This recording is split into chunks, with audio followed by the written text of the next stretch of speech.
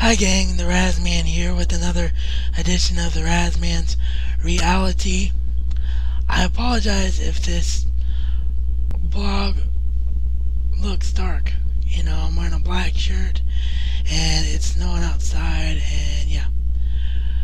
I know I said yesterday that I would do a full match by match breakdown of Monday Night Raw, but I got to thinking about it, and if you're a wrestling fan, you've probably already seen Raw, and you don't need me to do match by match breakdown of shows. So I'm not going to do that anymore, because we only have 10 minutes to do these blogs every day, and when you only have 10 minutes to do this show, you have a lot that you want to get in, and sometimes you lose track of time. Like yesterday, I thought I was running out of time, and I was only about 6 minutes and something seconds long. So that's the way it goes sometimes. But last night ECW,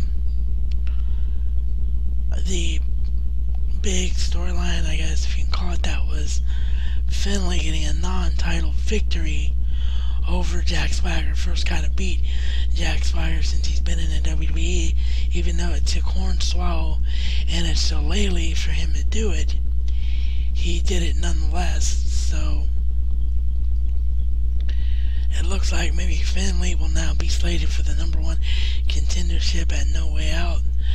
The storyline with Tommy Dreamer continued in a very interesting way with the tag team champions, the world tag team champions Miz and Morrison getting involved. So that was really entertaining. As far as Raw went last Monday night,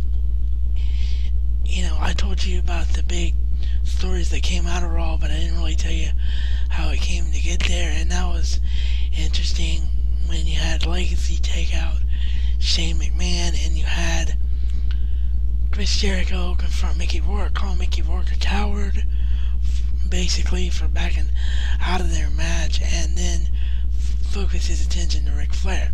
So that's how that all got set up, if you were confused by that. I want to give a shout out right now to YouTube user Fireball57. I mean, finally, there is another awesome fantasy freak out there on YouTube, and it's a girl. I mean, don't get me wrong, I'm not naive. I knew that there were girl fantasy fans in the world, but I haven't had the privilege of knowing any of them. So, Fireball's video came up as a related video to mine with me using the Harry Potter tag, and I got engrossed and I watched all her stuff, and she is so invested in Harry Potter, just like me, and it's awesome, and you inspired me, Fireball. So if you're out there watching it right now, big kudos to you. And we're gonna talk a little HP.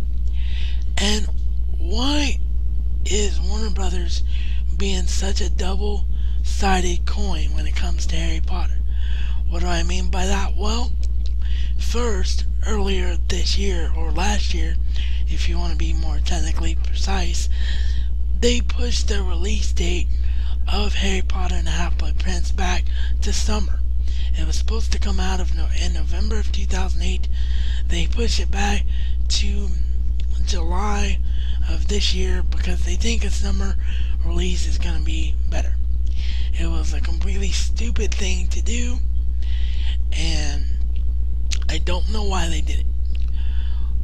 But by the same token, all the trailers and everything that's come out with this movie, very little has come out about this movie. They're keeping it very tight-lipped, and I gotta give Warner Brothers props for that, because it honestly gives you more to look forward to, in my opinion, if you're not spoiled. But then again, I know what Fireball was saying in some of her blogs. When there's no Harry Potter news and nothing to really sink your teeth into, you kinda go crazy. So it's a double-sided coin. But they're doing a great job with the movie. Half-Blood Prince looks like a tremendous movie. It looks to me like there's going to be far less cut out than there has been in any of the other films. And then you got the thing that they did really right, which some people hated, and and I never understood why, and that is split Deathly Hallows into two films. Deathly Hallows absolutely has to be two films, because it isn't like most of the other books where you say, okay, this is the main storyline and that over there is a sub-storyline that maybe is entertaining but isn't necessarily needed for a movie when you make a movie. Like, for instance, Hermione and the elves, and her stand for elves' care and Goblet of Fire. Great storyline, wasn't needed in the movie, would have made the movie too long. But you don't have that with Deathly Hallows. Everything in Deathly Hallows is connected. Deathly Hallows picks up right where Half-Blood Prince leaves off, and everything is connected from the word go. There is nothing in the movie that's not essential, and the ability to split the movie in two gives the writers leeway to be able to do what they want to do with the film, to be able to present Deathly Hallows in the way that it needs to be presented. Of course, the real interesting thing will be, where is the cutoff for the film? You know, where does part 1 end and part 2 begin? A place that I've heard Fireball and other fans talk about is when Ron leaves. That might be a good cutoff. Another cutoff might be right when they go and see the past between Dumbledore and oh my god, I'm having a brain fart.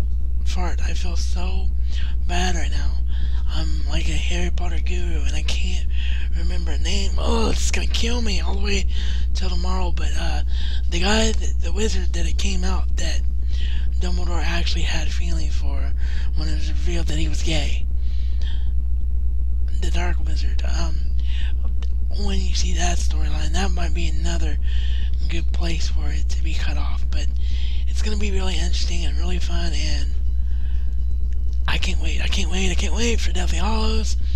I can't wait for Half-Blood Prince. It's gonna be awesome. And we're gonna do a lot more Harry Potter talk on this blog, I guarantee you. As soon as I finish Narnia, I've made a decision. I'm going to be rereading Deathly Hallows and all the other Harry Potter books, the entire series, for the 8th time. Yes, people, 8 times. I'm a nerd, and I don't care. With that, this is reality according to the RazMan and RazMan style. It's not just a catchphrase, but a way of life.